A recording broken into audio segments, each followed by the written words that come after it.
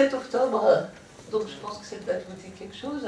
Et ça tombe bien parce que dans le livre d'Edoui, il y a un des portraits qui est un portrait de Jean-Luc Kennedy. Donc vous savez tous ce qu'il a fait pour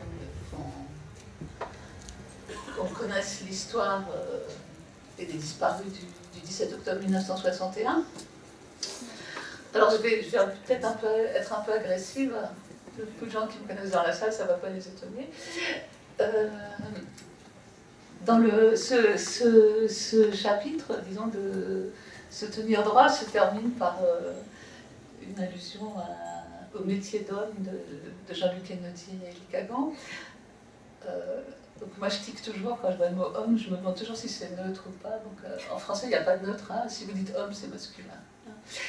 Et alors en fait dans ce chapitre, vous avez plusieurs personnes qui jouent, qui ont un métier d'homme, parmi lesquels il y a deux archivistes,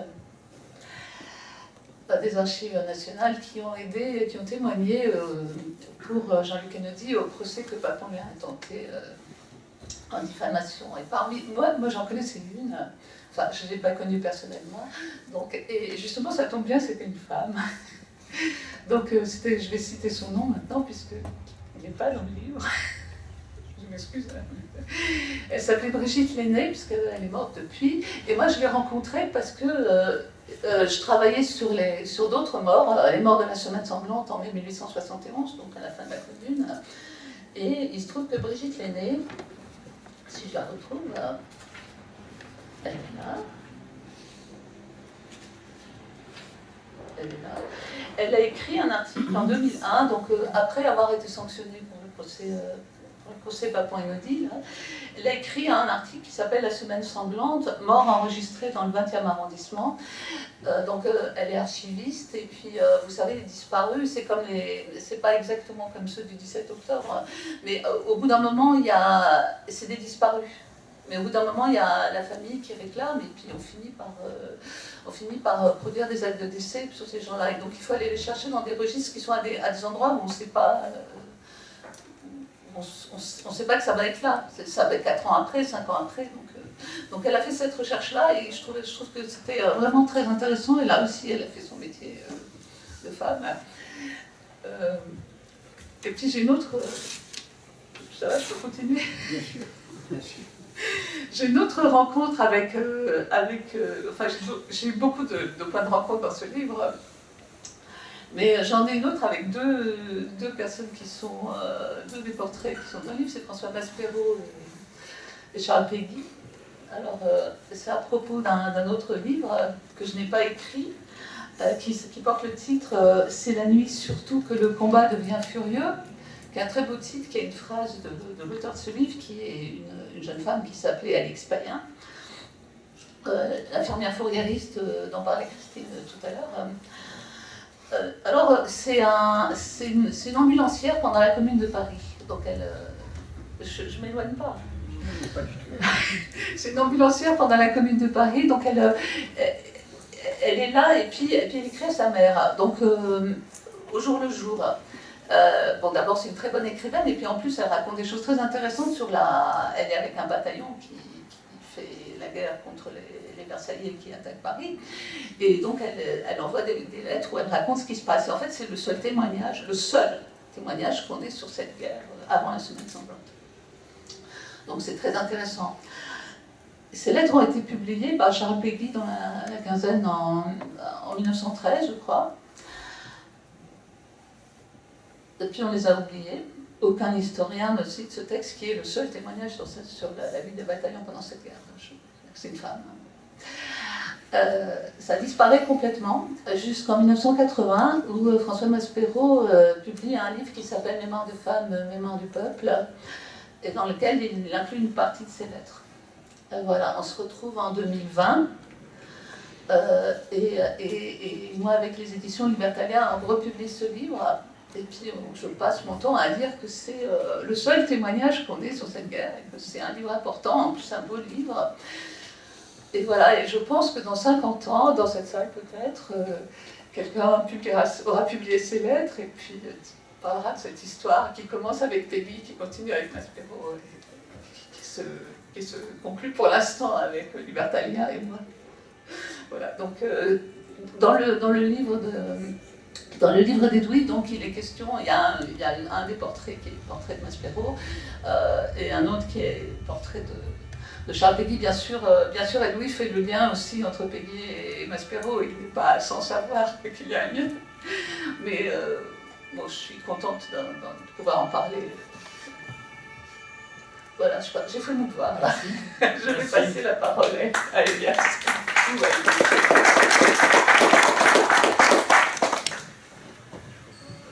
Merci beaucoup, bonsoir.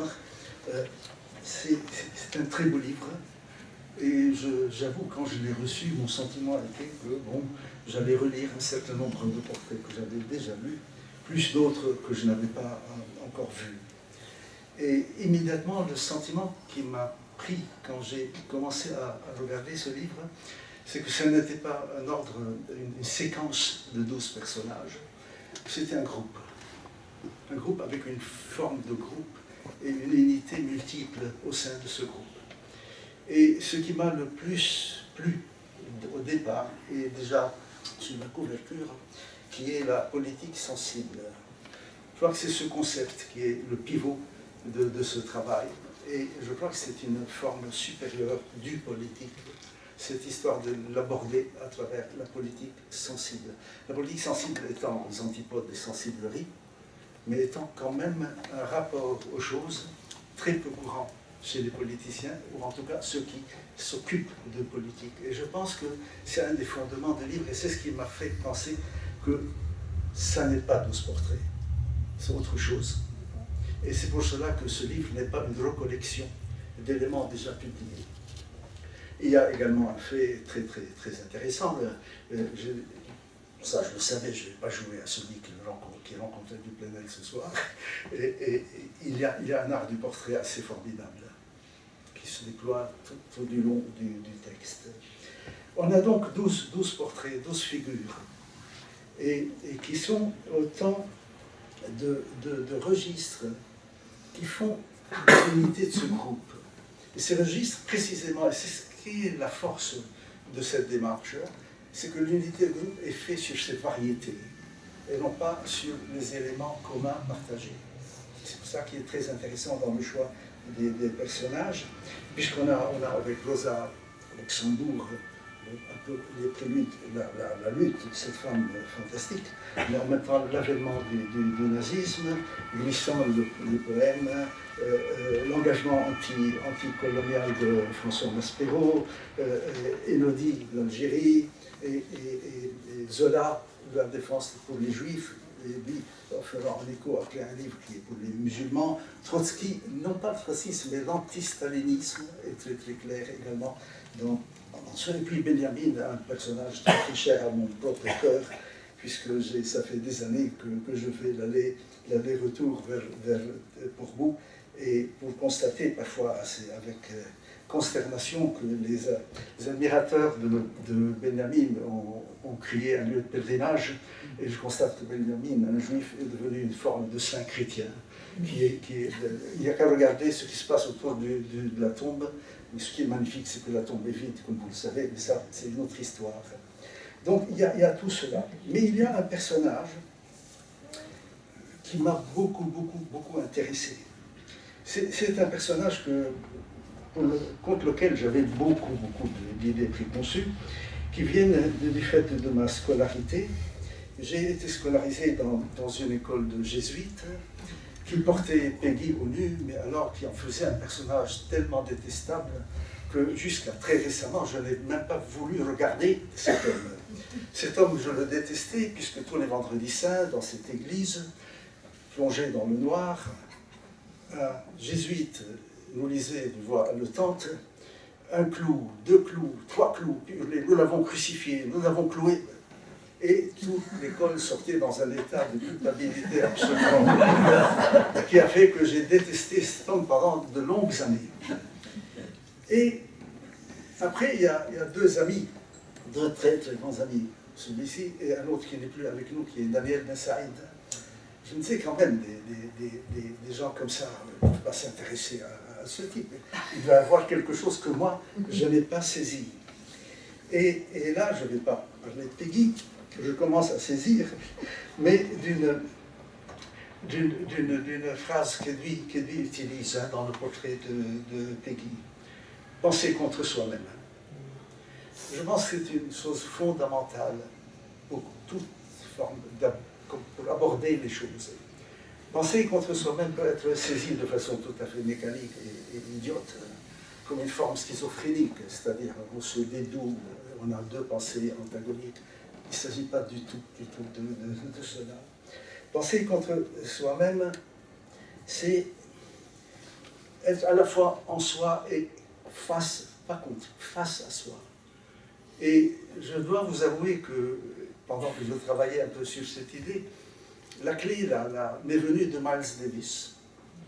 J'étais toujours, j'adore ce musicien, bien sûr, et j'étais toujours très impressionné par le fait que Miles joue dos au public et face à ses musiciens. Comme Miles avait la réputation d'être un homme assez orgueilleux, et tout le monde disait, bon, c'est du mépris. Et puis je tombe sur un entretien dans lequel Miles explique, le journaliste lui dit, pourquoi vous avez toujours le dos tourné, vous êtes face aux musiciens. Et il dit, vous savez, je joue contre eux. Et je pense que c'est là le sens profond de la phrase de Peggy. Et Miles explique comment, de ce contre, jaillit l'étincelle de la tension entre ces deux territoires, là où sont les musiciens. Je pense que c'est cela, penser contre soi. Nous avons beaucoup appris en politique. Je l'ai pratiqué, moi, très humblement, très souvent. J'ai souvent pensé contre les miens. Parce que c'était la seule condition pour bien les défendre, non pas pour les lâcher. C'est la seule façon d'aborder la pratique politique dans une distance, c'est-à-dire être toujours dedans, avec la capacité, par moment, de faire le pas de côté, qui vous font voir des choses que vous ne voyez pas quand vous êtes dedans. C'est toujours ce va-et-vient, dehors, dehors, dedans, dehors. Et je crois que de ce point de vue, Peggy commence à me passionner et je vais m'y mettre. À la prochaine réunion, je vous en parlerai peut-être un peu plus en détail. Là, je voudrais ajouter une chose. Je dis c'est un groupe qui est revendiqué. Et au départ, je me dis, bon, c'est quoi ce groupe pour cet auteur? Je suis parti sur une fausse piste. J'ai mis un peu de temps avant de me rendre compte qu'elle était fausse. J'ai pensé au dieu l'art. Vous savez, dans la Rome antique, c'est le dieu de la famille, de la maison, que vous vous emportiez avec vous pour qu'il vous protège pendant vos déplacements. Donc c'était des dieux utiles et efficaces, puisqu'ils assuraient une protection. Peut-être que les Saint-Christophe que vous voyez dans les voitures viennent de cette tradition, je ne sais pas. Mais en tout cas, on les transportait. Et petit à petit, je me suis rendu compte qu'ils ne les transportent pas, mais qu'ils les portent. Et porter, ce n'est pas transporter. Porter, c'est des éléments qui deviennent partie intrinsèque de vous. Et je pense que ces personnages, ces douzaines de personnages, sont partie intégrante. Et petit à petit, et là il me répondra peut-être, je ne lui en ai pas encore parlé, je me demande si ce livre n'est pas en partie une forme d'autobiographie. Je me demande si ce n'est pas ça fondamentalement ce livre. Et il n'avance pas masqué, il avance discret et un peu intimidé de devoir peut-être le montrer, mais je crois qu'il y a de l'autobiographie là-dedans. Et tout est dans cette réserve. C'est une autobiographie qui se présente avec réserve, pas sur réserve, mais avec réserve. Et il me reste une dernière question, mais je voulais la poser à Edwy, j'ai quelques idées là-dessus. Que vient faire Fouché dans cette histoire? Je m'arrête là.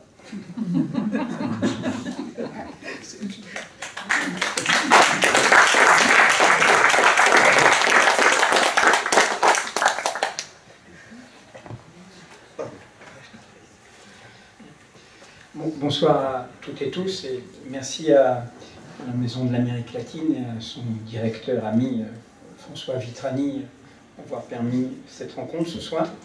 Merci à Christine Marcandier qui a repris le flambeau de la librairie du XXIe siècle au Seuil et accompagné de l'équipe au Seuil, Sophie Tarnot qui a édité ce livre et qui est là parmi nous, d'être là. Évidemment, ce livre est à l'enseigne d'un absent. On a parlé des absents, du bien des absents, du bien que cet absent nous a fait, qui est Maurice Hollander. C'était un livre promis à Maurice Hollander qui nous a quittés il y a 1 an. Nous y sommes. Je pense très fortement à lui. Lydia Flem, son épouse, est ici avec nous. Je pense à lui, évidemment, parce qu'on serait là ce soir. Il serait peut-être venu de Bruxelles. Et il y a eu un attentat hier à Bruxelles. Dans le contexte de l'époque que nous traversons, de course à l'abîme, d'être au bord de l'abîme, d'être dans des temps très obscurs, très sombres, nous sommes là, et face auxquels nous essayons de voir clair et de tenir bon. Et puis je pense à ce lien très fort avec Maurice Hollander qui avait fait que il m'avait sollicité pour que Mediapart permette la publication, car il n'avait pas trouvé de moyens pour le traduire, du 2e tome du livre de David Shulman, qui est un américano-israélien, qui est un très grand savant indianiste, très connu en Inde aussi, et qui d'ailleurs écrit dans les colonnes de notre partenaire indien, The Wire, sur ce qui se passe en Israël-Palestine.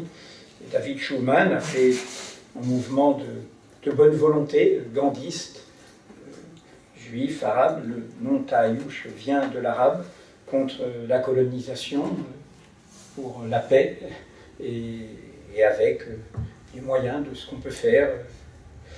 Et il en a fait 2 très beaux livres, et le dernier livre, Maurice l'a édité, donc Mediapart avait assuré le paiement de la traduction. Ce livre, le titre résonne profondément avec ce que nous vivons aujourd'hui. Le titre, c'est « Un si sombre espoir ». Un si sombre espoir. Et je vais reparler dans le petit livre que j'ai fait d'hommage à Maurice, l'appel à la vigilance. Les résonances, puisque au fond, convoquer des portraits, des petits fantômes, j'aime bien cette image du fantôme, du spectre, qui peut être amical, c'est présent dans le théâtre shakespearien, et Daniel Ben Saïd, qui est présent dans ce livre, avait convoqué cette figure littéraire autour de son livre auquel je rendais hommage, Les spectres de Marx, et ça c'est Derrida, mais aussi sur son hommage à Jeanne d'Arc, où c'était un dialogue avec une Jeanne d'Arc totalement qu'il ne fallait pas laisser à Le Pen et qu'il fallait rendre au chemin de l'émancipation et des femmes. J'y reviendrai, je ne me déroberai pas à la juste interpellation de Michel.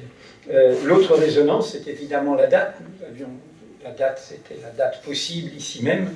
Et en effet, il y a l'un des 12 textes à travers l'hommage à Jean-Luc Einaudi, c'est le combat autour de la mémoire du 17 octobre 61. Nous y sommes, et comme vous le savez, je ne sais pas si l'un des organisateurs nous rejoindra, qui est Mehdi Lalaoui, puisqu'ils étaient quand même, ils ont essayé de se rassembler malgré l'interdiction, puisque même cette manifestation-là, nous sommes une exception en Europe, comme vous le savez, les manifestations pour la Palestine sont interdites en France. J'ai demandé qu'à Mediapart, on essaye de faire par le data journalisme une sorte de recensement de toutes les manifestations en Europe autour de la Palestine, et de montrer, comme dans les anciennes cartes où il y avait des terres inconnues, qu'il y a du coup une terre blanche, une terre inconnue en Europe qui est Paris, qui est la France, où ces manifestations, et y compris une manifestation qui rappelle une autre histoire coloniale, et le présent du passé, c'est le présent de la question coloniale,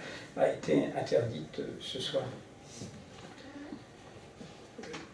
Elias a totalement raison. Je ne me résoudrai pas à l'autobiographie, et ce n'est ni nécessaire ni légitime. Et je pense, en effet, et j'assume cette idée d'exercice d'admiration, que l'on se construit dans la relation, que l'on se construit dans le fait de vraiment avoir cette curiosité pour d'autres, quel que soit ce qui a pu se passer, qu'est-ce que soient les trébuchements qu'ils ont pu avoir, les tâtonnements, les aveuglements, les erreurs, on peut tous en trouver dans des vies de femmes et d'hommes, mais de trouver dans ces exercices d'admiration ce qui fait lien, ce qui fait relation, ce qui fait vie, ce qui fait vitalité, ce qui ne fait pas nostalgie écœurante, mais l'espoir vivifiant. Je reprends une formule ici même de Michel Audin.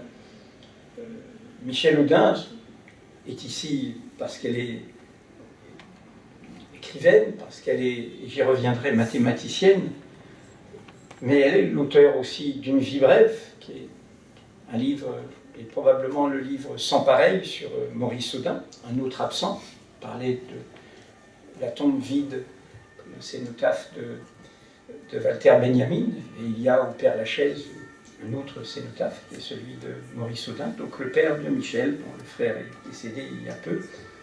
Et Une vie brève est un livre formidable parce que on en avait rendu compte dans Mediapart, et grâce à En attendant Nadeau, et Antoine Perrault, qui est ici de Mediapart, en avait rendu compte, petit clin d'œil à Peggy, parce qu'à Mediapart, nous avons un collaborateur du journal La Croix, n'est autre qu'Antoine Perrault, qui fait de la critique littéraire à La Croix. C'est comme ça. Oui, non, mais c'est tout à fait public et assumé, mais il faudra le dire à certains de nos caricaturistes et détracteurs. Et je cite ce qui est dit sur Une vie brève, qui est un livre comme une enquête. Michel Audin avait 3 ans quand son père a été arrêté. La légende familiale, enfin, le discours familial dit qu'elle s'est jetée sur les parachutistes qui venaient arrêter son père, avant donc qu'il soit, comme vous le savez, arrêté, torturé, croisant Henri Alleg et lui disant « c'est dur Henri », avant de disparaître.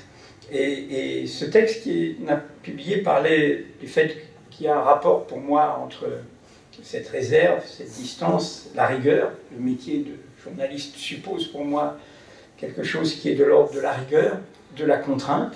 Le rapport à la vérité des faits est une contrainte.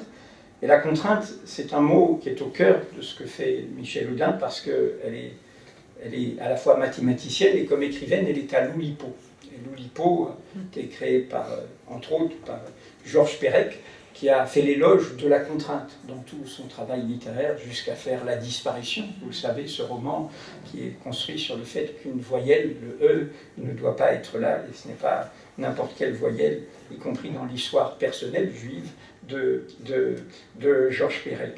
Et c'est donc à propos de ce livre qu'il y a ce propos sur, ce n'est pas la nostalgie écœurante, hein, et là en l'occurrence elle parle de la nostalgie pied noir, hein, mais de l'espoir vivifiant, et elle convoque cette mémoire par une enquête très, très rigoureuse qui cherche les traces derrière l'absence, qui s'organise autour de ça comme une enquête scientifique ou journalistique, et qui a, c'est ce que disait cet article, la fantaisie rigoureuse des mathématiciens poètes.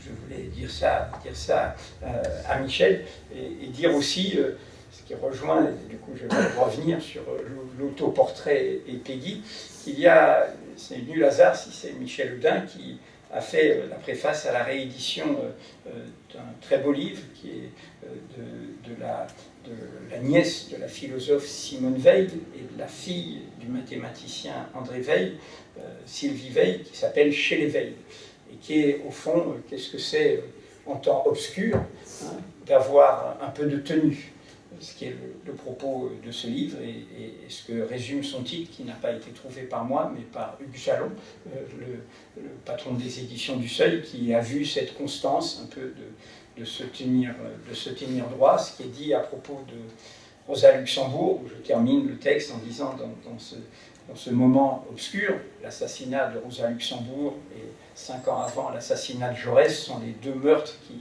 au fond, avec le charnier entre les deux, monstrueux, qui inaugurent la catastrophe européenne à tout point de vue. Et je termine en disant que dans ce siècle, cette femme qui boitait était une des rares à se tenir droit, puisque, y compris pour la recherche du corps de Rosa Luxembourg, ce détail, le fait qu'elle boitait, elle faisait partie des indices pour identifier son corps. Et donc, ce n'est pas un autoportrait au sens de ce que j'aurais fait, mais au fond de tout ce que ces personnes disent de ce qui nous fait tenir. On m'a posé encore hier la question « Comment tu tiens ?»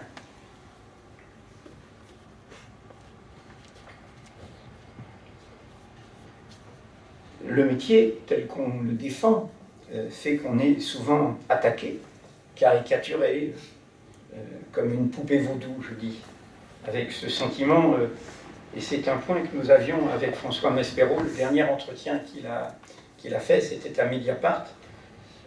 On l'interroge sur cette phrase de Peggy qu'il a mis au début des cahiers, où il dit c'est cahiers libres des éditions Maspero, il dit ces cahiers auront contre eux les salauds de tous les partis. Tous les salauds de tous les partis.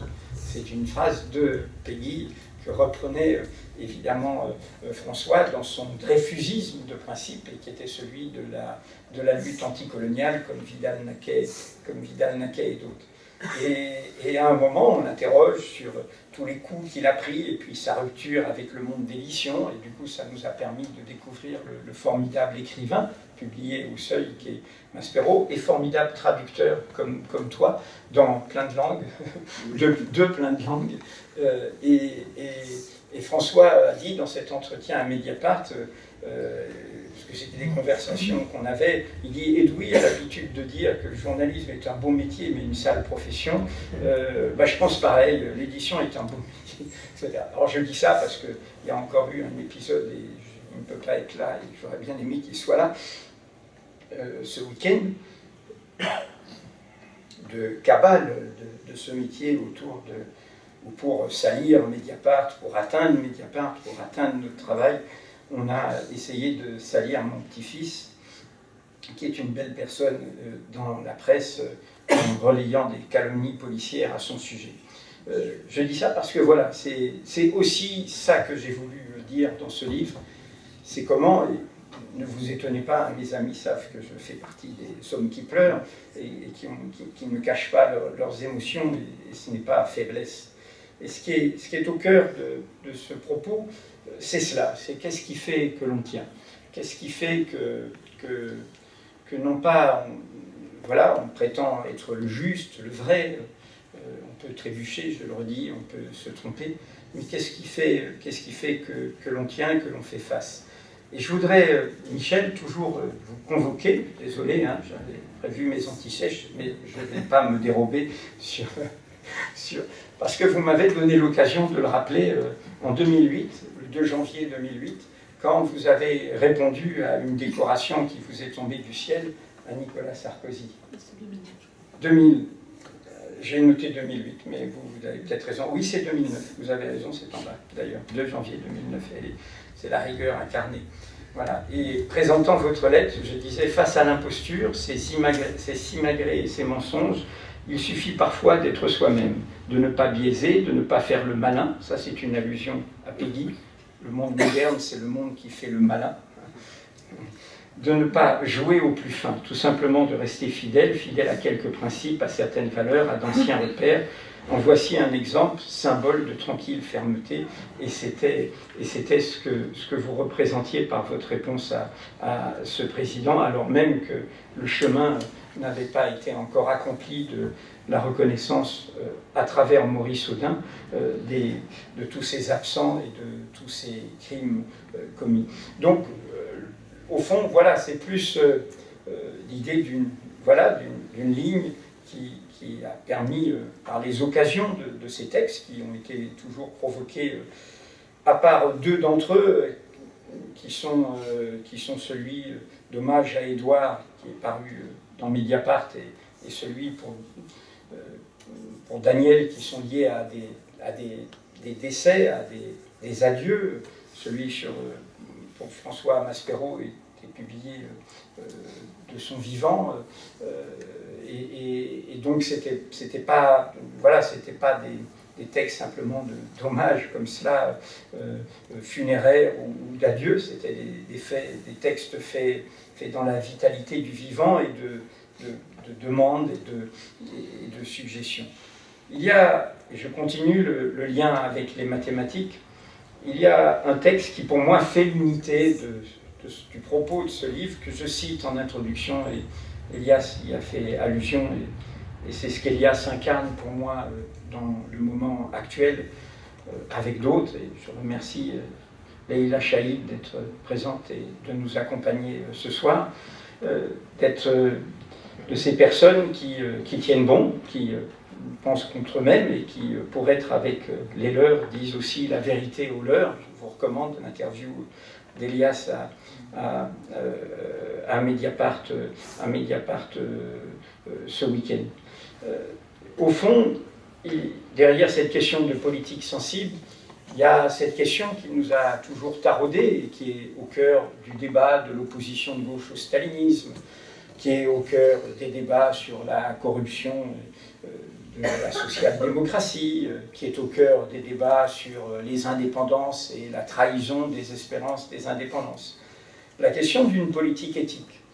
Et donc j'ai retrouvé à cette occasion un texte qui était paru en l'été 73, c'est fou, toutes les résonances à 50 ans de l'année 73. Il se trouve qu'à Mediapart, un journaliste qui va avoir 50 ans, là, parce que c'était l'année de ses 50 ans, a eu l'idée de convoquer l'année 73.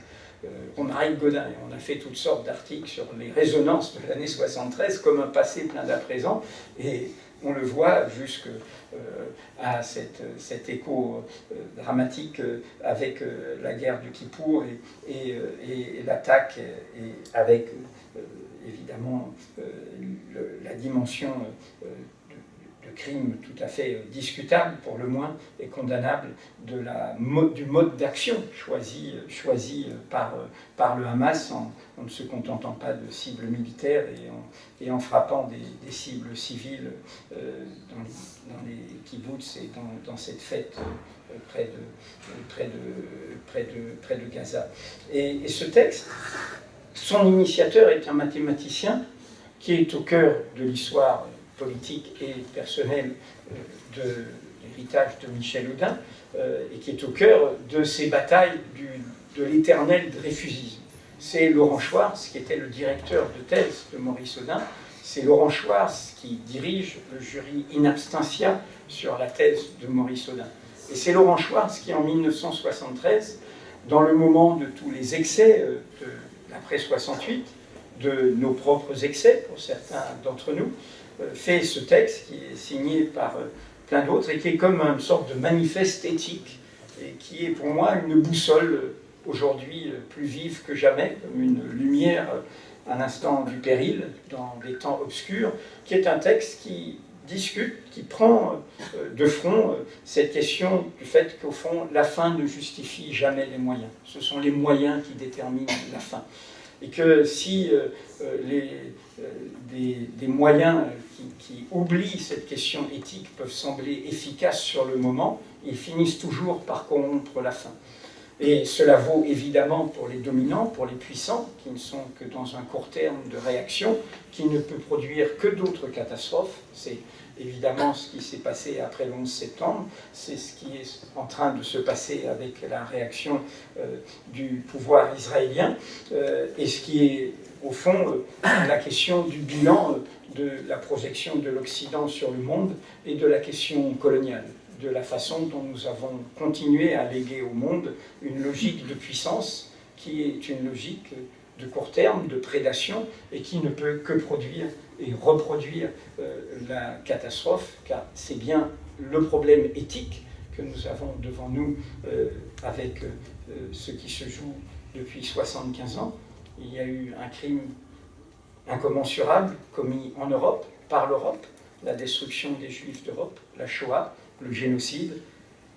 Les vainqueurs du nazisme ont légitimement dit que face à ce crime, il était légitime, nécessaire qu'il y ait ce foyer juif en Palestine, donc qui ont donné raison au mouvement national juif en votant la création de l'État d'Israël. Mais cela a été fait en ne répondant pas à une autre question, qui a d'ailleurs été un débat pour certaines voix minoritaires au sein du mouvement sioniste, dont Hannah Arendt à l'époque, qui a été qu'on ne répare pas un crime en commettant une autre injustice, et en l'occurrence en laissant commettre une autre injustice de manière durable, qui est le fait de projeter notre propre réparation du crime européen sur le dos d'un peuple qui n'en est pas comptable, qui est le peuple palestinien, et qui, du coup, se retrouve victime de quoi?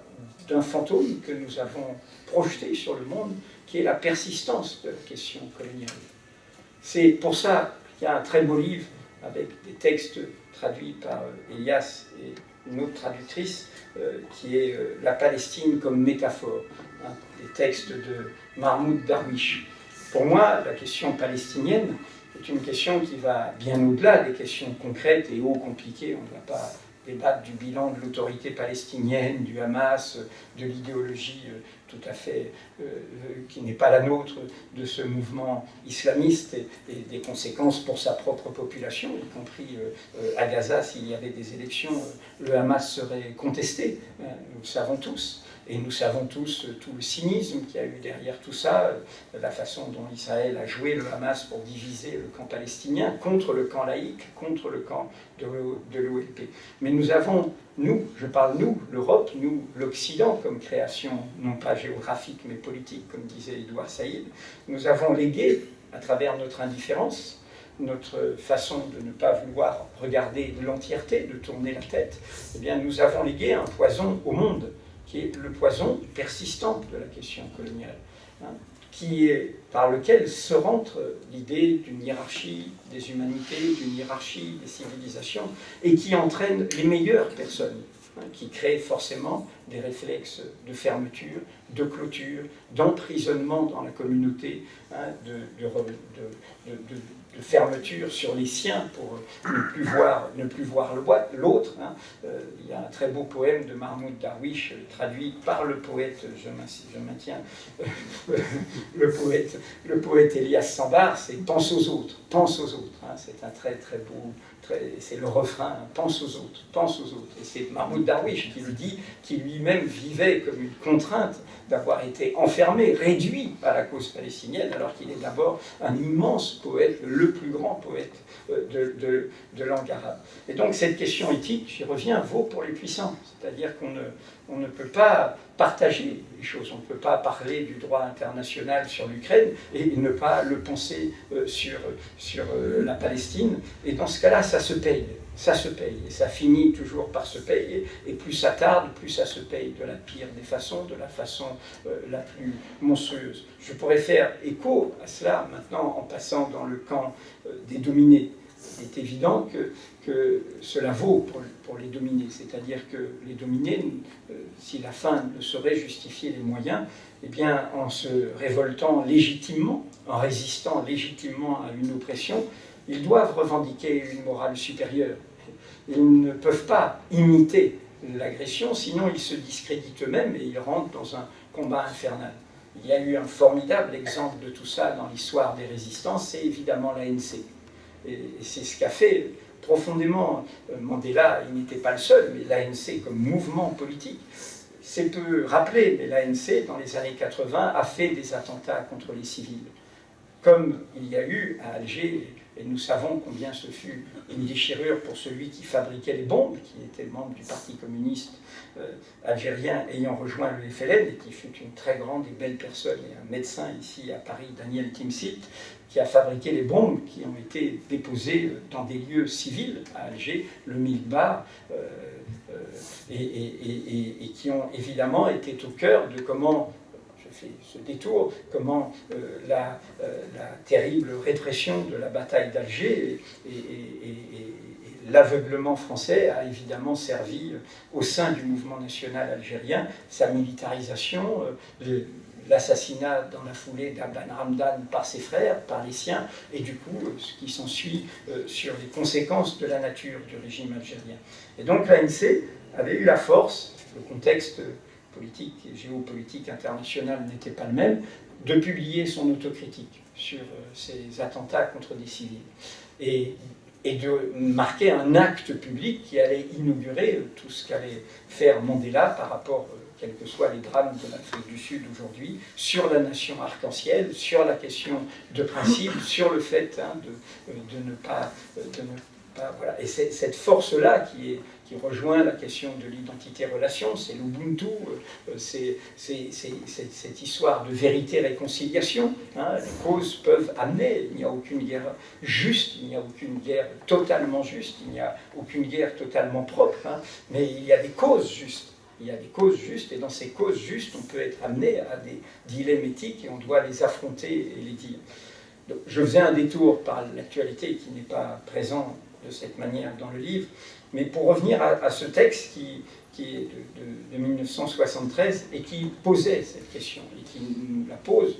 Pour moi, le trotskisme que j'ai rejoint est en fait un trotskisme que j'ai rejoint dans le cadre de ce qui est mon école de vie, qui fut la question coloniale. Je remercie Christian Féline d'être présent, qui est une des personnes que j'ai connues dans ce cadre et qui travaille beaucoup autour d'Albert Camus, mais de la question coloniale en Algérie. Et au fond, moi je suis un enfant, pour revenir à l'autobiographie, non pas de bataille idéologique très complexe et qui ressemble à des batailles cléricales, mais c'est ce que je retrouve dans la cause de principe autour de la question palestinienne.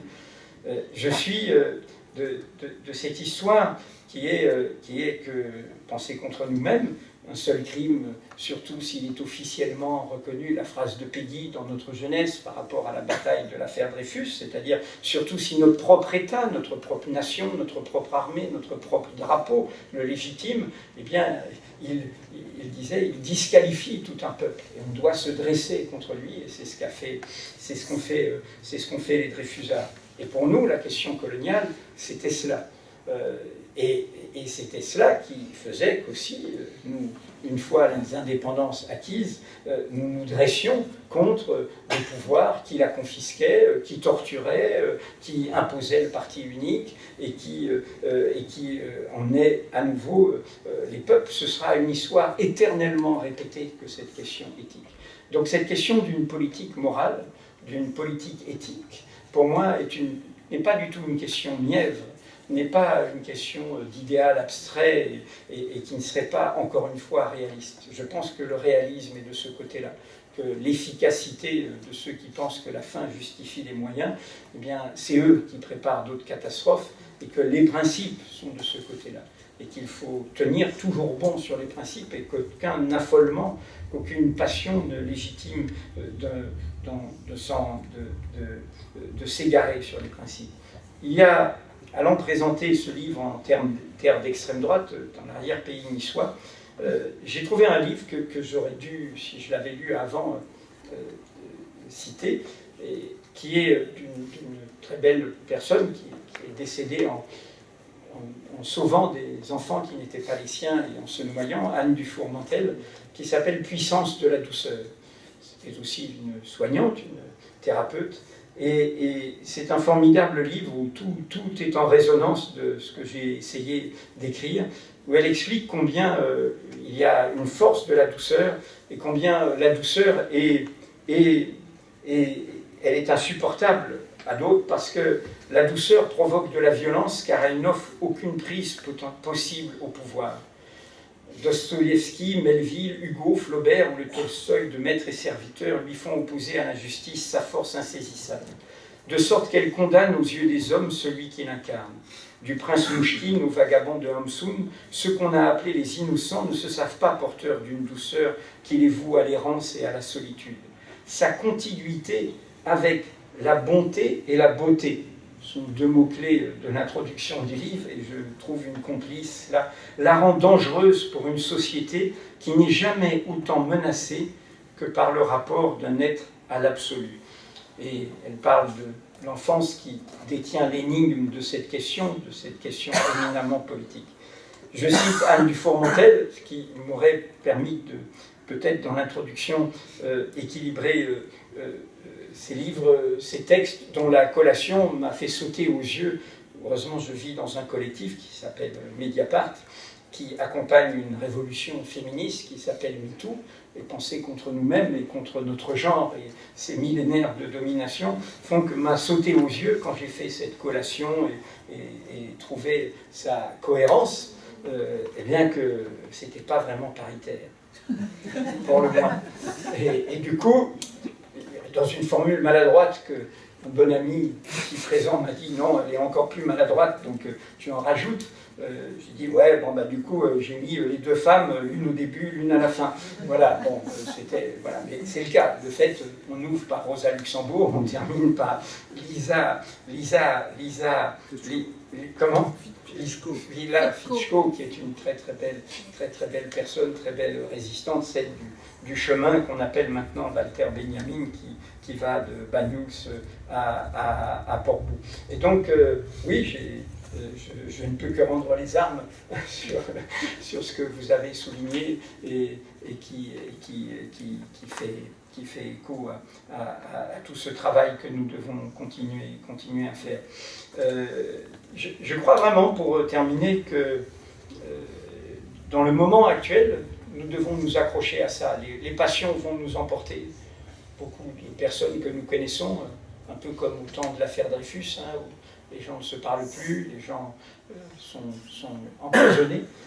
Nous savons, comme disait Benjamin, hein, la catastrophe n'est pas devant nous. La catastrophe, c'est que tout continue comme avant. Donc nous sommes dans ce moment-là où je pense que cette boussole très concrète, hein, des principes, de tenir tous les bouts, hein, de pouvoir à la fois dire la légitimité de l'État d'Israël, de vivre en sécurité, et en même temps le combat contre l'antisémitisme en France, et l'origine ne protège de rien, il existe à gauche, et la résistance à toutes les violences qui peuvent nous frapper et dont l'idéologie peut être religieuse et totalitaire, et qui n'est pas celle de l'histoire du mouvement national palestinien, qui est autrement divers, autrement pluriel, et Arafat, du temps de son vivant, il a toujours veillé au sein de l'OLP. Et l'on peut dire ça à la fois, dire à la fois cette légitimité d'Israël et cette illégitimité de la colonisation. Dire la profonde injustice du fait colonial, mais qui n'est pas pour moi seulement la question du fait que la colonisation s'est poursuivie et qu'elle est au cœur de la politique de ceux qui dirigent l'État israélien et qui le dirigent d'autant plus qu'ils ont assassiné celui qui voulait faire la paix, Yitzhak Rabin. Il faudrait aujourd'hui que tous ceux qui se rendent actuellement, je parle gouvernants, là-bas, aillent se recueillir sur 2 tombes. Ce serait un beau geste s'ils le faisaient. Se recueillir sur la tombe d'Yitzhak Rabin, se recueillir sur la tombe d'Arafat. Ce serait un beau geste qui rappellerait que ce ne sont pas les Palestiniens qui ont tué Yitzhak Rabin, mais un raciste, un extrémiste israélien. L'origine ne protège de rien. Je termine là, je suis un peu long, j'improvise, mais je pense aussi qu'un des propos du livre, c'est que contre ce temps des identités, contre ce temps où l'on se revendique de où on est né, à quoi on appartient, au fond c'est un livre internationaliste, c'est un propos sans frontières, c'est un propos de cause d'humanité sans frontières, de cause essentielle du genre humain, hein, et c'est de cela dont nous nous revendiquons, du principe d'égalité sans distinction d'origine, de condition, d'apparence, de croyance, de naissance, de sexe, de genre. Eh bien, c'est aussi un propos qui se dresse contre l'idée d'identité, et l'identité d'une identité qui serait à racine unique, comme disait Édouard Glissant, double maître, comme je l'appelais, il faisait 2 mètres, disait combien l'identité n'est que de relations, et défendant au fond une écologie de la politique.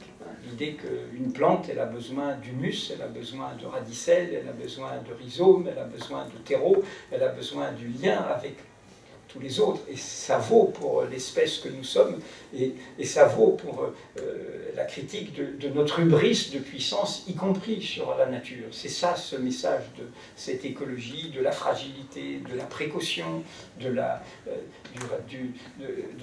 comprendre que nous-mêmes, nous ne sommes que de passage, et que la puissance est une impuissance, que la domination est une impasse. J'en termine par ta question sur Fouché. Alors, Fouché, c'est le premier texte. Ces textes ont été écrits sur 30 ans, et ce sont des pas de côté. Hein. À part, je le dis, le texte pour Édouard a été écrit à son décès en Mediapart, mais ce ne sont pas des textes liés au journalisme ou à la pratique du journalisme. Ils n'ont pas été écrits pour ce métier qui m'occupe, et j'ai fait un engagement. Et je n'évoque le journalisme qu'à propos de Péguy et du rapport à la vérité et des misères du présent, qui, comme disait Péguy, le Péguy auquel la connaissance de Péguy, je la dois à Daniel Ben Saïd. C'est Daniel Ben Saïd qui me l'a fait découvrir et rencontrer dans ce paradoxe que Daniel, figure du marxisme révolutionnaire, a connu Péguy grâce à un professeur un peu action française qu'il a fait au collège. Voilà. Il le raconte très bien dans une lente impatience, très beau titre de son autobiographie. Et donc Fouché, le premier texte qu'on m'a demandé, dans la foulée du livre où j'ai commencé à bâtir ma mauvaise réputation, qui est le livre La part d'ombre, où j'ai rassemblé ma critique par l'enquête, par les révélations de la présidence de gauche que fut celle de François Mitterrand, qui pour moi reste le laboratoire pendant ces 14 ans d'où partent toute la catastrophe qui mine toujours la gauche française et qui fait que la France est un pays beaucoup plus menacé que d'autres pays européens par l'avènement d'un pouvoir néo-fasciste. C'est ma conviction, et nous le sommes bien plus fragiles que ne serait l'Italie aujourd'hui, où certes il y a une première ministre d'extrême droite, mais où la réalité de la vie publique italienne est autrement complexe pour la contrebalancer. Et donc j'ai pris ce texte parce qu'en fait ce texte se termine par l'opposition entre Fouché et un autre révolutionnaire qui est Billaud-Varenne. Et Fouché est donc a grandi comme Elias, hein, il a grandi dans une éducation religieuse, il aurait pu devenir curé, mais il va devenir révolutionnaire parce qu'il va suivre l'époque. Et il va suivre l'époque, comme nous le savons quand nous voyons certains néoconservateurs d'aujourd'hui. J'ai 71 ans, nous nous souvenons qu'ils ont été peut-être maoïstes, qu'ils ont été ultra-radicaux, qu'ils ont trouvé que vraiment les trotskistes, ils savaient pas faire, qu'eux, ils allaient faire la révolution. La guerre civile en France, ils ont publié ça, voilà, je ne vais pas citer de nom, mais nous voyons combien dans le débat public, il y a des personnes qui ont pu passer du côté obscur de la force en oubliant d'où ils venaient et ce qu'ils avaient fait.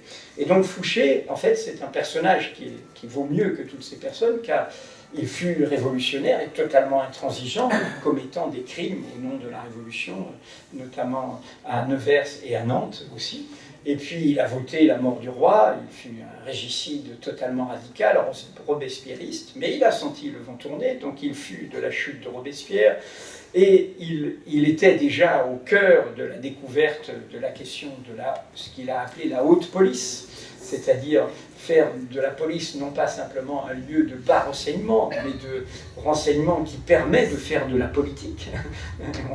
C'est au fond une figure qui inaugurerait toute une litanie de romans d'espionnage. Et du coup, après un peu d'exil, il a servi tous les régimes. Et il a réussi à se rendre indispensable jusqu'à la chute du Premier Empire, et allant proposer ses services immédiatement à la Restauration. Et il a fini mort à Trieste, le duc d'Otrante. Et c'est, vous savez, Stéphane Zweig qui a fait ce formidable portrait de Joseph Fouché comme justement une figure de la politique moderne. Hein, de cette politique où au fond on survit en s'adaptant, où il n'y a pas de principe, où il n'y a pas de morale, où il n'y a pas d'éthique, hein, mais où voilà, au fond la seule condition c'est de survivre, c'est de réussir, c'est de garder le pouvoir, c'est d'accumuler l'argent et de protéger le secret. Pouvoir, argent, secret.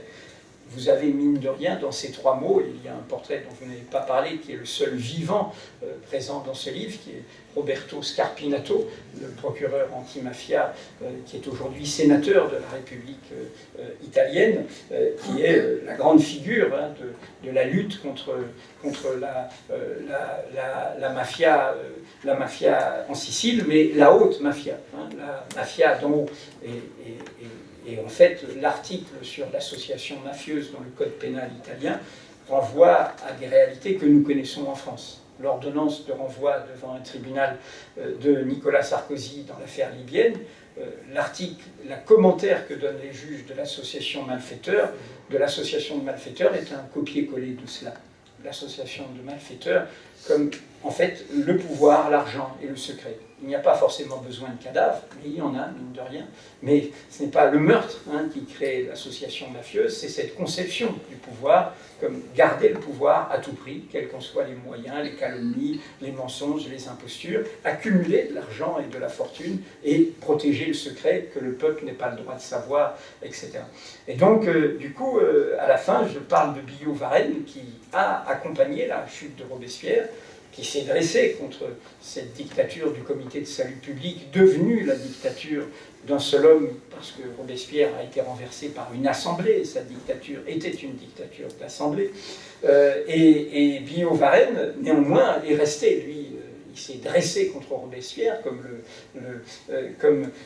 le fera Gracchus Babeuf dans ses premiers textes, en disant « nous nous dressons contre Robespierre au nom du premier Robespierre hein, », ça ressemble au débat de l'opposition de gauche contre Staline, hein, nous avons nos idéaux et nous refusons que la fin justifie les moyens, au point de faire une montagne de cadavres, et qu'un pouvoir né d'une révolution tue les révolutionnaires, et tue l'espoir, et le discrédite. Et pour terminer, et donc Billaud-Varenne finalement va être exilé et ça rejoint à la question coloniale. Il va partir, traverser l'Amérique latine et où est-ce qu'il va finir? Dans l'autre révolution, on l'oublie toujours, celle-là, il y a eu la révolution parlementaire britannique, la révolution d'indépendance américaine, je parle des révolutions qui ont parlé au monde, à l'universalité du monde. Il y a eu la révolution républicaine française, et bien il y a la révolution haïtienne. Et Billaud-Varenne est mort en Haïti, et son surnom, c'était le rectiligne. Le rectiligne, en opposition à Joseph Fouché. Et clin d'œil à la culture chrétienne, qui n'est pas la mienne, mais je me suis dit, ils sont 12 comme les 12 apôtres. Et dans la légende chrétienne, qui, comme vous le savez, a construite par les apôtres, a construit l'antijudaïsme chrétien, qui a servi en Europe servi de terreau à l'antisémitisme moderne, la figure de Judas, hein, et Maurice était de ceux qui avaient déconstruit tout cela et travaillaient là-dessus. La figure de Judas était cela. Alors, en prenant avec précaution cette figure-là, ben, dans les 12 apôtres, ben, il y en a un qui fait tâche, qui fait désordre.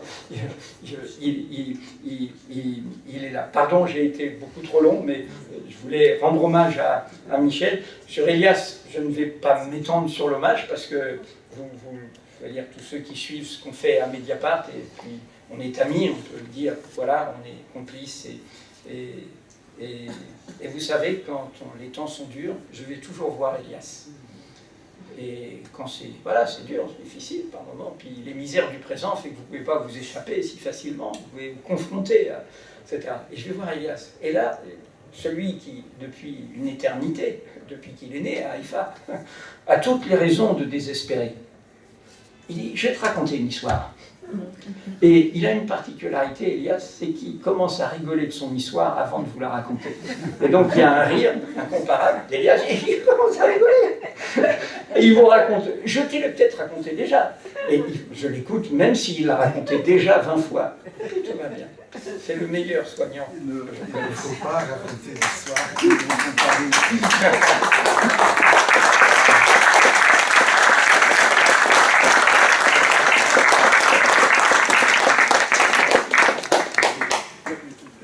Je reviendrai, mais ça va être l'occasion d'une autre séance. Si tu nous as raconté un peu le contenu du portrait de Fouché, ça ne dit pas pour autant pourquoi il est là. Et moi, ce qui me bloque sur la question des 12 apôtres, mis à part ma mauvaise expérience du vendredi saint dans les églises, c'est que, en revenant sur la question des 12 apôtres, tu refais de ce groupe une séquence de personnages. Je ne pense pas qu'on puisse le prendre comme 12. C'est une entité. Donc il y a 11. Il y a 11, et il y a un personnage, et moi c'est ça qui m'a un peu arrêté, qui est très mal à l'aise dans ce portrait. Tous les autres sont d'une fluidité étonnante. Mais là, je ne savais pas que c'était le premier. Tu viens de me l'apprendre. Mais il est encombrant quand même, mais tu le fais. Et je me suis posé la question de savoir pourquoi il l'a gardé. Tu en as fait des portraits, pourquoi il l'a gardé? Tu aurais pu en faire 11, tu n'avais pas une injonction cléricale de t'en tenir aux 12 apôtres. Je pense qu'il y a quelque chose de plus profond. Je reviens à l'idée que ces personnages, tu les portes. Et je tiens à faire la différence entre porter et transporter. Quand on porte, c'est porter en soi. Ce n'est pas juste une question de fardeau qu'on soulève ou qu'on a sur les épaules. Et je pense qu'il y a quelque chose là qui est un peu du chemin. Faire de la politique, c'est hélas, c'est souvent avaler des couleuvres. Et souvent, quand on est pris par le désir de faire gagner les siens, pas ses idées, pas ses questions propres, pas une question subjective, personnelle, il y a souvent, et nous sommes deux à en avoir avalé des centaines de couleuvres ce soir, nous sommes ici dans la salle. Là, nous avons dû tout le temps avaler des couleuvres. Et dans le fait d'avoir montré ce personnage qui est tortueux, qui est fascinant, qui est absolument horrible et fascinant, et le fait qu'il y ait quand même un petit écho par rapport à la présidence de Mitterrand, je pense que Mitterrand, je peux le dire, est vraiment à la base d'un nombre innombrable de mots M-A-U-X de ce pays, je le pense.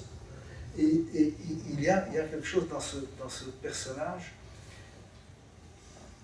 comprenez-moi bien, qui rend crédible les 11 autres. Sans ça, les 11 autres n'étaient pas les 11 bons apôtres par rapport à un apôtre qui a trahi, etc. Ça aurait été presque angélique de garder seulement les 11. Il fallait qu'il soit là. Il fallait qu'il soit là pour dire la complexité de ce groupe, pour dire qu'il est multiple, et on revient un peu à une très très belle les idées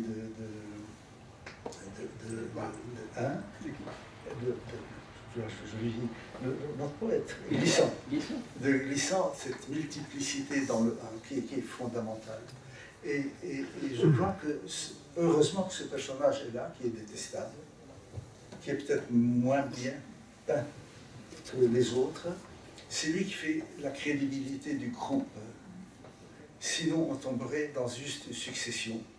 Et on se dirait, bon, c'est un livre, voilà, on a lu telle chose dans Mediapart, tel autre, on a lu en introduction à un ouvrage, et ainsi de suite. Il y a quelque chose de très intéressant dans la présence de ce personnage inadéquat. On se demande pourquoi il est là, il fallait qu'il soit là. C'est ça que je voulais te dire. Moi, je ferai un autre commentaire. Je me demande si ce n'est pas le seul dans le livre qui serait un personnage de roman. Si vous n'aviez pas envie d'écrire peut-être un jour un roman, c'est le seul qui est vraiment romanesque. parlé en privé de cette question. Tu m'as parlé en privé de cette question de la fiction. Donc tu entends ce que vient de dire Michel. Oui, mais je ne t'ai pas dit ce que j'ai dit ce soir. C'était avant-hier. Je me suis dit, je le lui dirai en public. Mais c'est à peu près ce que je viens de dire. Ou... Ouais. Ouais. Non, mais Elias, tu viens de répondre, bien sûr. Comment dire, d'une certaine manière, je veux dire, quand j'ai fait La part d'ombre, j'ai trouvé ce titre, il avait fait Ma part de vérité, et le début de La part d'ombre, c'est de dire l'ombre suppose la lumière, hein, c'est-à-dire que quand on dit pense contre soi-même, je veux dire, y compris dans notre métier, il faut affronter ce qu'on révèle en essayant de comprendre comment l'autre fonctionne, y compris celui qu'on va démasquer, qu'on va dévoiler, dont on va montrer les corruptions derrière les apparences, etc. Et donc, pour moi, Joseph Fouché, bon, c'est le portrait de l'avènement de... C'était la thèse de Zweig que je partage, de la politique moderne. Hein, et d'une politique moderne qui n'a pas de nostalgie hein, pour l'Ancien Régime et ses privilèges, mais il y avait ça dans les œuvres de jeunesse de Marx, dans sa critique de la bourgeoisie, c'est-à-dire à un moment, l'avènement de l'argent et du règne de l'argent, c'est le point commun entre Marx et Péguy, hein, l'avènement de cet équivalent général qui autorise tout, et dans le monde duquel nous sommes. Petite parenthèse hein, sur l'hypocrisie de notre monde, tout le monde est convoqué pour qualifier le Hamas comme les États-Unis et l'Union européenne le qualifient d'organisation terroriste. Je ne parle pas acte de terreur, acte terroriste, ça ne pose aucun problème, mais de dire l'organisation est terroriste. Mais le Hamas, il est comme un État au Qatar, avec une représentation diplomatique presque ministérielle, presque pré-étatique, lequel Qatar, il est totalement autour de nous. Je crois que c'est lui qui a récupéré les bâtiments de l'ancien ministère de la Défense pour en faire bientôt un hôtel de luxe. Il est partout au cœur de la corruption française, pas lui seul, hein, les Émirats Arabes Unis, son adversaire, tout pareil, l'Arabie Saoudite aussi. Bon, mais donc cette schizophrénie de dire, voilà, le Qatar est notre interlocuteur, son argent est bienvenu, mais c'est le même argent qui va aussi aider au financement du Hamas. Enfin, je parle ça sur justement l'hypocrisie de la politique moderne. C'était ça le propos de l'argent chez Péguy, l'argent suite, etc. Et c'est ça chez Marx, où il critique. Il y a une sorte, un moment d'éloge de la tradition, chez l'un comme chez l'autre, non pas de la tradition comme conservatisme, hein, mais comme souvenir d'un moment où on sait se tenir droit, un peu de tenue, un peu de rectitude, par rapport à une esthétique aristocratique, de comment se battre, de comment se comporter, de comment se tenir, et par rapport à un laisser-aller que le monde bourgeois transmet, comme la bourgeoisie au sens de sa culture, de sa conquête, de sa consommation, de sa prédation, de la façon dont elle s'autorise d'elle-même. Hein. Et ça, c'est une vraie question hein, qui est au cœur. Péguy, il y a une phrase de Péguy qui fait écho à pas mal de polémiques dans notre monde français d'aujourd'hui. Il critique ce monde moderne qui ne croit plus à rien, hein, qui ne croit à rien. Il y a toute une philippique à la Péguy, ressassante et tout. Il ne croit à rien, même pas à l'athéisme. Petit message au printemps républicain. Mais voilà, non, mais même pas à l'athéisme. Hein, et c'est cette question de. Moi, j'ai toujours dit et défendu l'idée que je suis pas religieux, mais je n'ai du coup aucun mépris pour ceux qui croient et qui s'engagent avec générosité pour des causes de l'humanité tout en gardant leur croyance et leur spiritualité. Mais en revanche, je pense qu'il y a du spirituel de l'engagement. Pour moi, l'engagement est aussi une élévation, est aussi une façon d'aller au-delà de soi-même, au-dessus de soi-même, hein, d'aller vers les autres, de sortir de soi-même. Et donc, Fouché est là en symbole de cette politique moderne qui est, alors là, je rejoins ta suggestion d'autoportrait, ce contre quoi j'ai eu un mal à partir. Et quand je dis que c'est 11, pas les 12, c'est là où j'aurais peut-être dû être plus précis dans l'introduction, de dire les 11, et moins 1, comme a dit Christine, ont été des consolations. Les amitiés avec François Maspero, avec Édouard Glissant, avec Daniel Ben Saïd, pour parler de personnes qui me sont été des amis dans tout ça, sont, y compris dans leur, comme l'a fait à sa façon Michel tout à l'heure, dans leur façon de me bousculer, hein, de critiquer un peu ce métier que, par exemple, Daniel Ben Saïd pensait être un métier de perdition, et par rapport à la corruption moderne. Hein,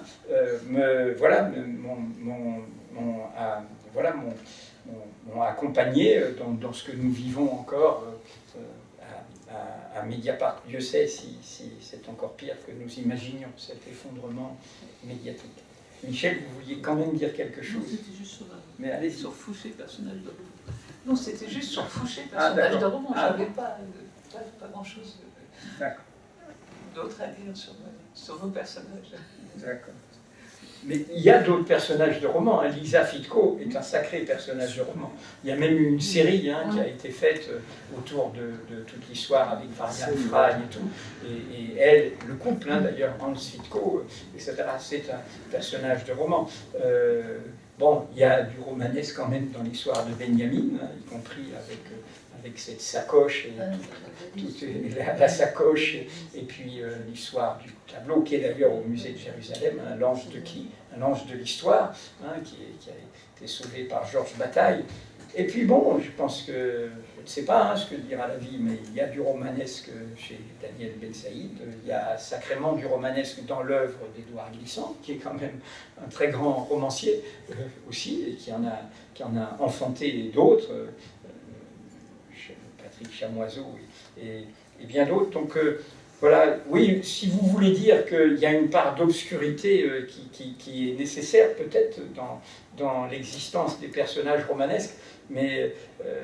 Non, ce que je voulais dire, c'était que à la lecture du livre, le seul de ces portraits qui ressemble plutôt à une histoire romanesque que juste un portrait, c'est la façon dont vous traitez. Ce serait lui. Voilà. C'est en ce sens-là. Après, évidemment, Benjamin. D'accord. Mais j'écrirais plus facilement un roman sur Fouché que sur Benjamin, quand même. Mais sur l'obscurité, il y a un concept chez Édouard Glissant qui complexifie ce débat, qui est essentiel, qui est le concept d'opacité, qui n'est pas l'obscurité, qui est l'opacité. Il faut garder, qu'au fond, il y a une part opaque dans nos vies, dans le réel, dans le vivant, qu'il faut sauver. Et au fond, c'est une façon de se dire que nous ne pouvons pas être maîtres de toute chose, être savants de toute chose, être voyants de toute chose. Il y a une part d'opacité qui renvoie à une très grande tradition que je crois, j'évoque, je ne sais plus à propos de qui dans ce livre, qui est le devin dans la tradition grecque, qui est un aveugle, parce qu'il voit, Tirésias est aveugle, parce qu'il voit ce que les supposés voyants ne sont pas capables de voir. Ils prétendent voir tout. Et c'est là, Tirésias, vous connaissez la phrase dans Oedipe, le mal que tu cherches, il est en toi. Ce qui revient à penser contre soi-même, ce qui était déjà ça. Le mal que tu cherches, il est en toi. Oedipe est nommé tyran, parce que c'est ça l'histoire de Thèbes, parce que Thèbes est accablé par, comme il y a des attentats terroristes, il y a des massacres, il y a, etc. Ah là là. Et du coup, qu'est-ce qu'il fait, Oedipe? Il cherche le bouc émissaire. Il cherche l'autre, qui est celui qui est responsable de ça. Et du coup, dans son égarement, il va faire l'amour à sa mère et tuer son père. Et Freud en fera quelque chose d'autre. Mais il y a un autre message qui est un message politique. C'est-à-dire que tu files là-dedans, et en fait, non, le mal que tu cherches, il est en toi. Et non pas les autres qui en sont comptables. Et du coup, vous connaissez la suite, il y a 3 pièces thébaines. Oedipe se crève les yeux quand il comprend qu'il a tué son père et qu'il a couché avec sa mère, et du coup devient lui-même, c'est la suite de l'histoire, un devin. Il voit, lui-même il voit parce qu'il est devenu aveugle. Et nous sommes dans un temps où il y a beaucoup d'aveugles qui nous emmènent dans le gouffre. Oui, peut-être s'il y a, je ne sais pas combien on a de temps. Je voulais rebondir en disant que de plus en plus d'auteurs nous disent qu'il faut revenir à la pensée sauvage, retourner au sauvage, parce qu'ils mettent l'accent sur le fait que les civilisations qu'on disait primitives étaient des civilisations qui étaient de vraies civilisations, et que Shuachi ou beaucoup d'autres, il y a une prise de conscience très forte, notamment chez les jeunes écologistes, mais qui commence à se répandre dans le syndicalisme aussi, pour remettre en cause complètement la dérive due à ce monde qui croit au progrès, qui croit à l'argent, qui croit à la marchandise, à la consommation, alors que les civilisations qu'on détruit jusqu'à maintenant, que ce soit en Guyane, que ce soit les Amérindiens, que ce soit partout dans le monde, ce qui reste des civilisations qu'on appelait primitives et qui étaient de vraies civilisations, on continue à détruire ceux qui sont encore dans ces civilisations. Il nous faut absolument y revenir. Vous citez, je dis ça pour tout le monde, Mushuashi, que je cite d'ailleurs à la fin de l'introduction, qui est un très grand poète martiniquais, et dans les chaos, opéras et les hommages, parce que Édouard disait « Seuls les poètes savent admirer », et une bonne partie de la poésie de Mushuashi est en créole, et Édouard aimait bien faire des... Et on en a fait ici, hein, où des poètes venus de partout dans le monde, on a applaudi des poètes finlandais, et comme disait Édouard, en fait on les comprend, on ne comprend pas leur langue, mais on les comprend, hein, il y avait tout un écho. Et ce que vous dites me fait penser, j'étais en Belgique avant les attentats à Charleroi, et le festival auquel je participais, il y a eu une conférence de David Van Reybrouck.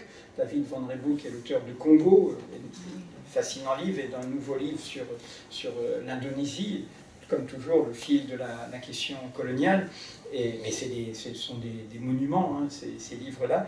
Et il a fait une carte dans notre monde, hein, où la question du tout vivant et de notre responsabilité et de notre logique de puissance est en cause, sur la Terre, des endroits de la Terre qui, en fait, sont les plus menacés par le dérèglement climatique, en termes de conséquences pour les populations, en termes de conséquences, en termes pas seulement de désordre climatique, mais de tout ce qui s'est passé, etc. Et en fait, cette carte qu'a fait Van Reybrouck correspond à l'acmé de la question coloniale. C'est-à-dire que nous avons projeté sur le monde notre vision productiviste, hein, celle qui a inventé la mine où il faut aller, les 3-8, c'est quand même un enfer d'avoir inventé les 3-8.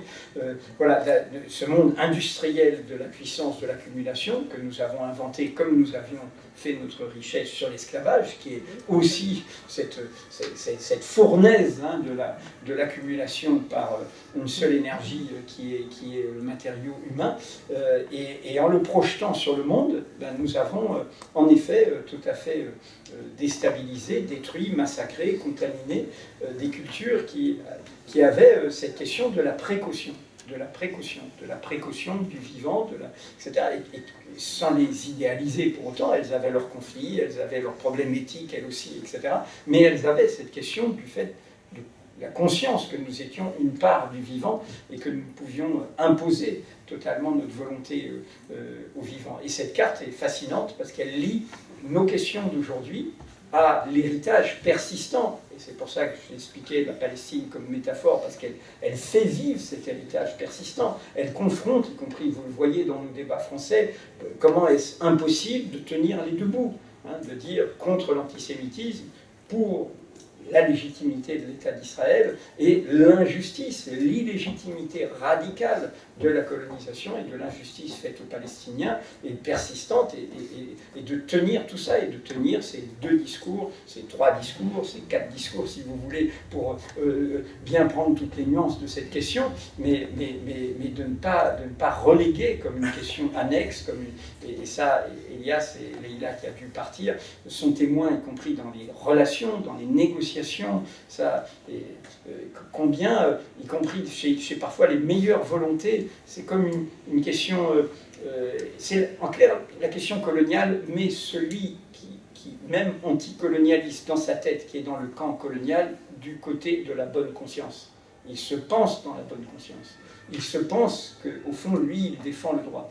Et du coup, il n'arrive pas à faire totalement le chemin de l'autre, quoi, et c'est pas simplement d'être solidaire de l'autre, hein, mais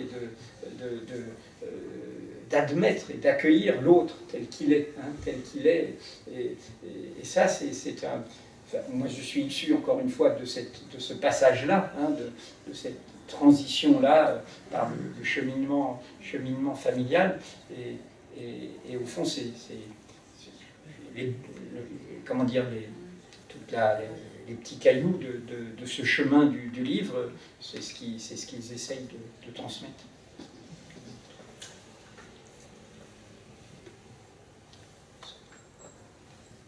Oui. Est-ce que tu veux que je lise Pense aux autres? Ah oui, je veux bien. Je veux bien. Dominique veut lire Pense aux autres, le poème de Mahmoud Darwish, Dominique de Weiss. Quand tu prépares ton petit déjeuner, pense aux autres. N'oublie pas le grain aux colombes. Quand tu mènes tes guerres, pense aux autres. N'oublie pas ceux qui réclament la paix. Quand tu règles la facture d'eau, pense aux autres qui têtent les nuages. Quand tu rentres à la maison, ta maison, pense aux autres. N'oublie pas le peuple des tentes. Quand tu comptes les étoiles pour dormir, pense aux autres.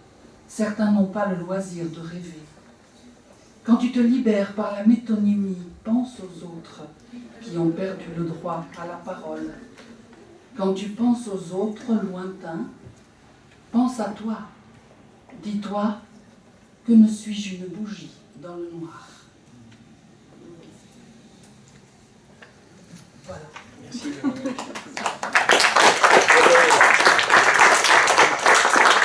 Je voudrais saluer, je le vois lever un vieux camarade, Berkovic, qui est là et qui tient tous les bouts. Voilà. Non mais tu peux t'en aller, je te voyais te lever et je voulais qu'il est au cœur du combat contre tous les racismes. Non, pas dénoncer, saluer. Ça me fait plaisir qu'il soit là comme l'un de ceux qui m'a appris, ils sont deux, qui m'a appris le métier de journalisme. Je l'ai appris par deux personnes et il est là, il s'appelle Bertrand Oudus. Et puis je voudrais saluer quelqu'un qui est là aussi et qui tient aussi tous les bouts, y compris penser contre nous-mêmes et les aveuglements qui ont pu être les nôtres sur les questions de la violence, qui est Paolo Antonio Paranagua et qui est aussi un juste de toutes ces causes-là. Ah. Je voulais juste rajouter par rapport à ce que tu dis, outre que si c'était vrai que je t'ai appris la base du journalisme qui m'étonnerait fort, mais à ce moment-là, je t'ai appris les règles d'une sale profession, donc aucun intérêt. Mais moi, je voulais dire que j'ai été violent. Il y a en ce moment à Lima ce que l'on appelle une exposition qui s'appelle Ce que la Palestine apporte au monde, et qui est jusqu'au mois de novembre. Dont le commissaire est Elias. Oui, mais bien sûr. Mais je voulais dire combien j'ai été extrêmement, violemment ému en voyant cette exposition, parce que moi, je n'avais jamais vu l'intervention de Mahmoud Darwish devant le Conseil national de l'OLP en exil. Et je dis ça au moment où je le dis, je suis resté scotché devant. Je ne comprends pas un mot d'arabe, je n'ai pas compris un mot de ce que racontait Mahmoud Darwish, mais je me disais, mais quel est le pays au monde dont le Parlement pourrait accueillir un poète qui maintient, qui est là, tout l'état-major de l'OLP est là. J'ai bien regardé, j'ai vu une femme, non, Michel, bon, mais c'était un moment, alors, comment dire, moi, ok, j'étais militant et tout, mais tu sais pas tout, je n'avais pas été marqué par cet épisode-là, enfin, je ne m'en souviens pas, c'était en 82, je crois. 83. Et je me suis dit, mais c'est fou, quoi, c'est fou.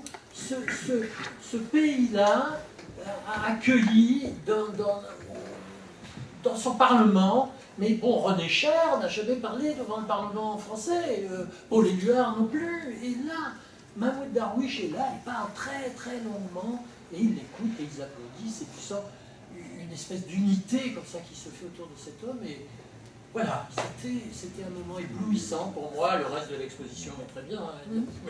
Là, franchement, c'était vraiment bien. C'est le seul parlement au monde qui a toujours clôturé ses sessions par des poèmes. C'est pas simplement une fois en 83. Toutes les sessions du Parlement palestinien en exil se terminaient par un récital de poésie. Et il y a beaucoup de femmes au Conseil national. Vous ne les avez pas vues parce qu'elles ne sont pas dans la devanture. Non, non. Et parce que selon une règle, en fait, probablement critiquable, les groupes dans la salle, moi j'étais à cette soirée-là, à cette session, sont groupés par organisation. Or, nous avons une chose où il y a beaucoup de femmes, et que des femmes, qui est le syndicat des femmes. Alors, vous comprenez la disposition dans la salle, peut-être il aurait fallu beaucoup plus la mélanger. Mais ce n'est pas la question. La question, c'est le fait que vous avez une voix poétique qui avait, j'exagère pas, autant de poids que Yasser Arafat dans la tête des Palestiniens. C'est le seul poète arabe, le seul, et aujourd'hui on dit qu'il y a à peu près 400 millions d'Arabes dans le monde, où que vous alliez, si vous prononcez son nom dans la rue, la personne qui entendra son nom vous déclamera de mémoire un vers ou deux. Il n'y a pas une personne qui ne connaît pas quelques vers de Darwish. Et c'était une expérience assez extraordinaire et ça me touche beaucoup parce que vous avez perçu, ce n'est pas la question de connaître l'arabe. C'était une diva, c'est un immense poète, mais c'est également un homme qui était le seul à déclamer ses propres vers comme ça. Vous savez, en règle générale, les poètes, les très grands, sont insupportables à écouter quand ils déclament. Vous avez des enregistrements, c'est mortel. Darwish avait une aisance et une forme de... Je vais vous raconter, nous étions une fois invités à un récital. Et un récital devait avoir lieu en début de soirée. Et nous avions eu 2 chambres contiguës.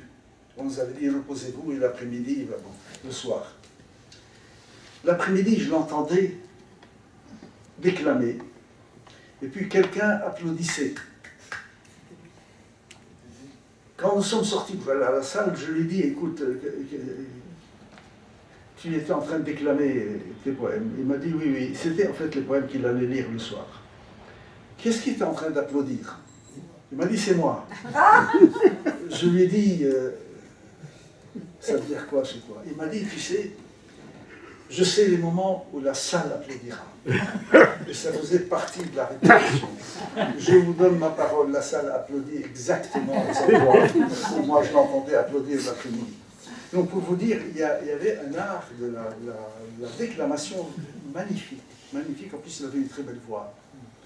Et donc, ce poète a été un peu un porteur d'une intimité palestinienne. Bon, il a eu beaucoup de jaloux, parce qu'il était immense et reconnu, consacré de son vivant. Et on a souvent dit, bon, c'est un poète qui chevauche la vague du combat palestinien, c'est très simple, c'est un auteur de tracts, souvent on entendait ça. C'est un des plus grands poètes arabes du siècle dernier, pour moi c'est le plus grand. Mais en tout cas, c'est un poète qui était dans l'intimité d'une âme et qui, à chaque fois, dans chaque recueil, parce qu'on a maintenant une traduction d'à peu près plus de 20 recueils, chaque fois, il y avait un saut expérimental dans la langue. Et ça, c'était pas courant. C'est-à-dire, c'est un poète qui, dans chaque recueil, est une innovation. Et je me souviens très bien des angoisses avant la sortie de chaque recueil. Et il me disait tout le temps, est-ce que tu crois qu'ils vont me suivre? Est-ce qu'ils vont me lâcher en route? Et ils l'ont toujours suivi. Et ça, c'est des données très importantes. Maintenant, dans cette exposition, il y a une chose, et je l'ai mise volontairement. Vous savez qu'il y a au 5e étage l'espace consacré à Jean Genet. Jean Genet, qui nous avait, grâce à Leïla, qui était avec Leïla à Beyrouth pendant les massacres de Sadra et Shatila. C'est terrible d'aujourd'hui de parler de ces massacres, vu tout ce qu'on est en train de voir. Jean Genet avait donné à la revue palestinienne que j'animais moi à l'époque, donc ce fameux texte 4 heures à Shatila. Genet visite les camps en septembre 2002.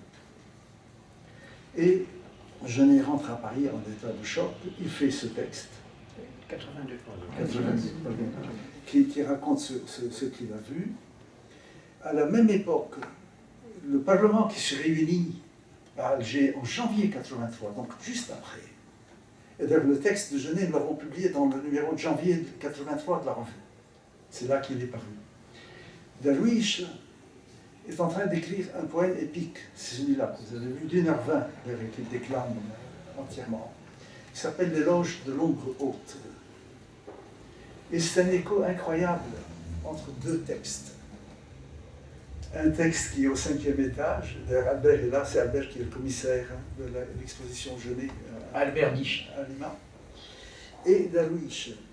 Et donc, cette exposition, peut-être, je suis content que vous êtes lu parce qu'il y a une chose qui est en filigrane tout le temps.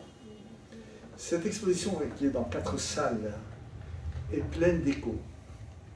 Il y a tout le temps des échos qui vont d'une salle à l'autre. Et pas besoin ni de l'écrire, ni de faire des fiches pour dire aux visiteurs, voilà, tu vas voir, il y a un écho en tel et tel. Mais le nombre de personnes qui ont réagi comme s'ils avaient entendu ces échos, sans qu'on le leur dise, a été pour moi la plus belle chose dans cette aventure de cette exposition. Donc ça me touche beaucoup que ça vous ait plu. Voilà, merci. Et moi.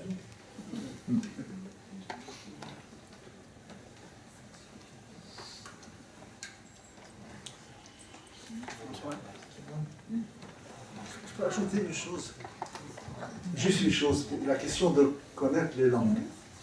Nous avons une fois, dans la région de Bordeaux, fait un récital entre 3 poètes, un portugais, qui faisait partie de l'ambassade du Portugal à Paris, magnifique, il est chez Gallimard dans la collection Poésie, Darwish, et un poète français, à mon avis un des plus grands, qui écrivait dans un dialogue, dans un dialecte gascon, qui n'était même pas parlé dans toute la Gascogne, mais dans quelques villages. Donc vous aviez 3 langues, hein? Le portugais, ce gascon, j'ai oublié comment ça s'appelait, cette variété du gascon, et l'arabe. Ça a été une musique sublime. Aucun de nous, les Arabes comprennent l'arabe, les Portugais comprennent le portugais, mais aucun de nous ne maîtrisait les 3 langues. Il y a quelque chose de très mystérieux, hein, dans le langage poétique, et que j'ai vu avec Mahmoud. Mahmoud, qui ne connaissait pas le français, le pêche-sauvé.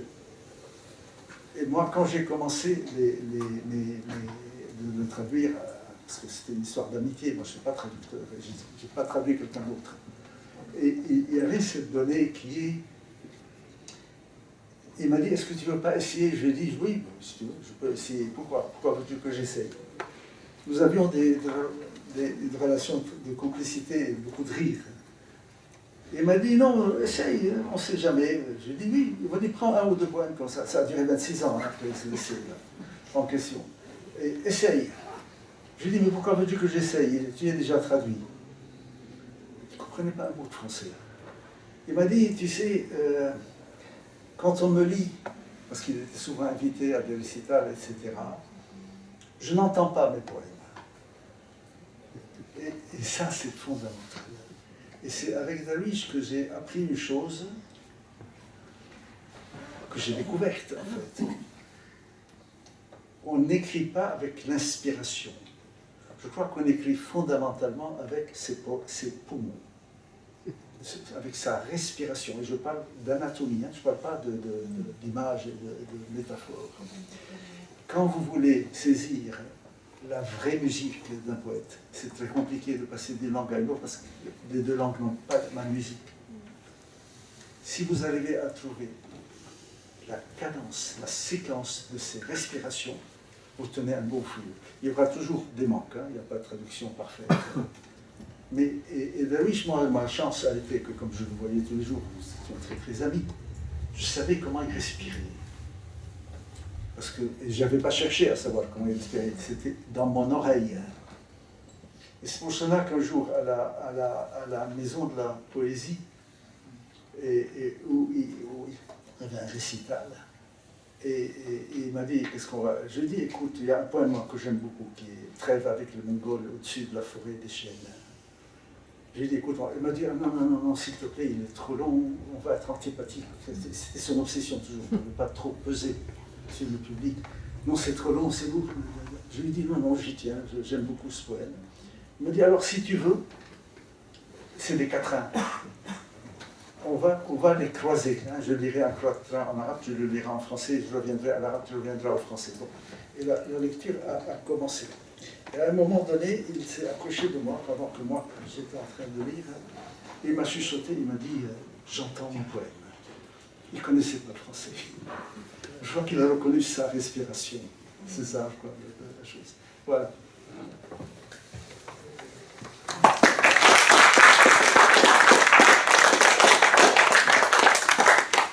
C'est le moment de se quitter. Merci vraiment. J'ai beaucoup d'autres personnes que j'aurais pu saluer qui sont là et qui accompagnent cet autoportrait caché. Voilà. Et Anouk Grimbert est responsable du premier texte. Je la salue. Voilà. Et merci vraiment à toutes et tous d'avoir été là.